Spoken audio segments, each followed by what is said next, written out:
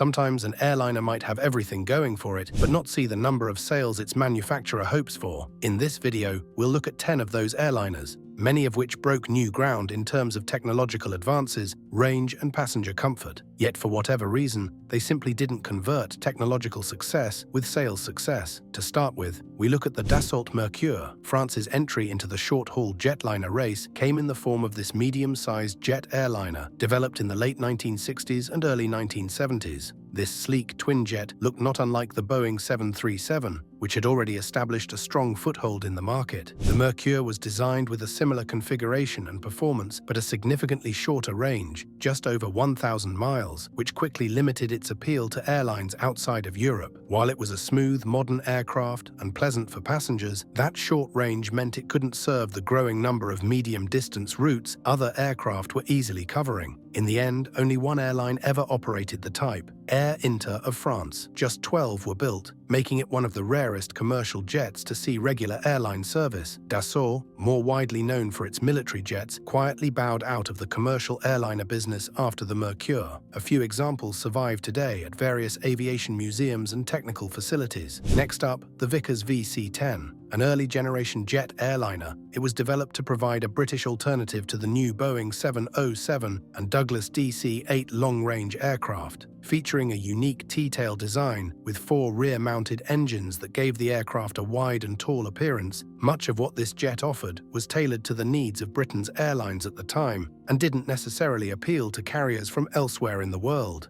Long-range services from Britain at the time focused heavily on serving the British Empire. These destinations, often in Africa, had so-called hot and high airports, often with unprepared, shorter runways at higher altitudes above sea level. Therefore, the VC-10, with its clean wing and powerful engines, was perfect. However, few other airlines around the world had such a need and generally opted for the Boeing and Douglas rival aircraft, leaving the VC-10 literally high and dry. Even with the introduction of the Super VC-10, only 54 were produced. They flew mostly with BOAC and later British Airways, plus a few airlines from the British Commonwealth. The VC-10 did have a renaissance as an airborne fuel tanker, serving with the Royal Air Force, but today the only surviving examples are in museums. The VFW Vickers 614, one of the more unusual-looking airliners to take to the skies, the VFW Fokker 614 was a small German regional jet developed in the late 1960s. Its most distinctive feature, the engines were mounted above the wings on pylons, an arrangement almost never seen on passenger aircraft. This design was meant to make the jet more tolerant of rough field operations, keeping the engines away from debris on unpaved runways. It could carry around 40 passengers and had a pressurized cabin, offering a step up from the turboprops of the time. Unfortunately, the 614 entered service just as other, more conventional designs from larger manufacturers began to dominate the market. Engine performance was also a persistent issue, and the aircraft was simply too niche to attract widespread interest. Only 19 were ever built, and the type had a short service life, mainly with regional German carriers and the Luftwaffe. A couple of examples are preserved in museums today. Hawker Siddeley Trident. The Hawker Siddeley Trident was another pioneering British airliner which saw its prospects limited by tailoring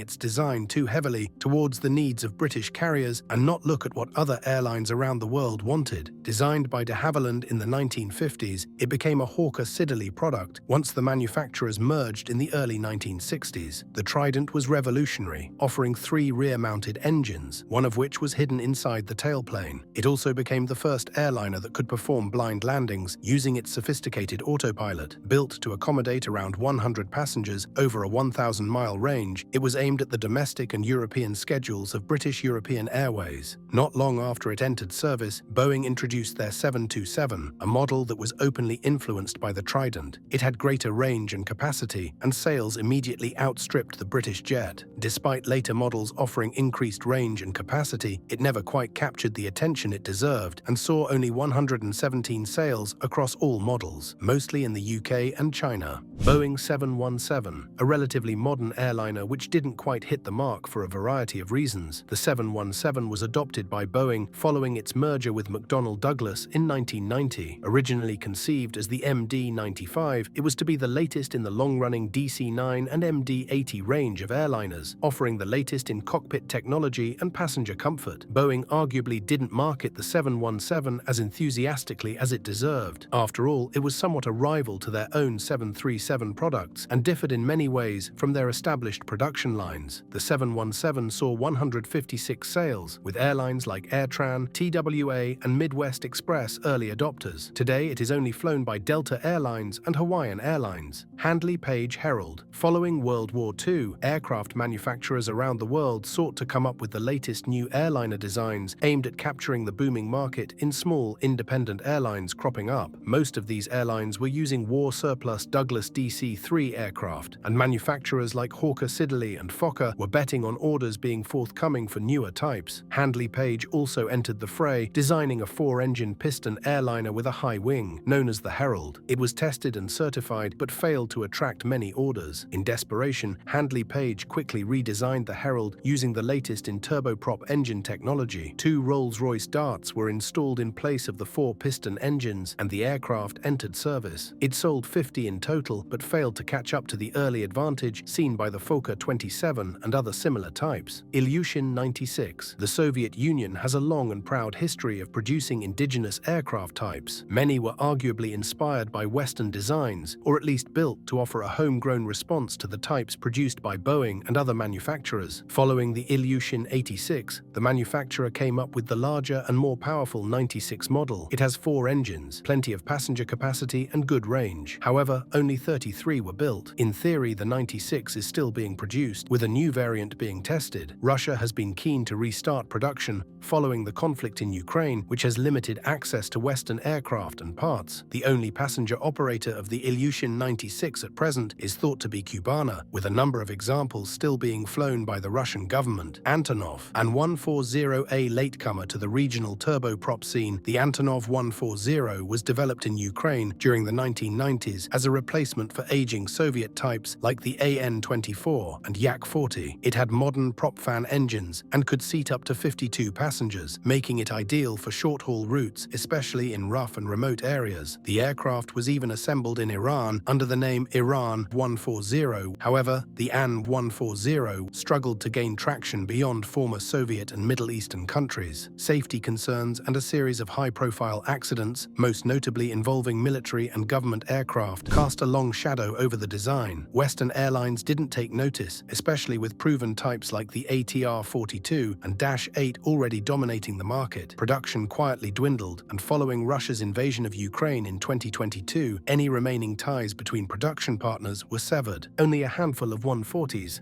remain in limited service today. Boeing 737-600. You might be surprised to see a Boeing 737 on this list, but the Dash 600 variant is a notable blip in the jet's otherwise wildly successful history. Part of the next-generation family introduced in the late 1990s, the 737-600 was the direct replacement for the aging 737-500. It had modern avionics, improved fuel efficiency, and could seat around 110 passengers. But while its siblings, the Dash 700, Dash 800, and Dash 900 sold in the thousands, the 600 was largely ignored. Only 69 examples were built, mostly for Scandinavian Airlines and WestJet in Canada. Most carriers preferred to upgauge to the larger 700 or 800 models, which offered far better economics with only a slight increase in size. Today, virtually all 737-600s have been retired, making them an extremely rare sight even for dedicated spotters. Shanghai UY-10. If you thought Russia made copies of Western airliners, check out this relatively unknown type, which was designed and built in China. This Chinese airliner project from the late 1970s is a fascinating footnote in aviation history. The Shanghai Y-10 was China's first attempt at building a large jet airliner, but take one look at it, and it's clear where the inspiration came from.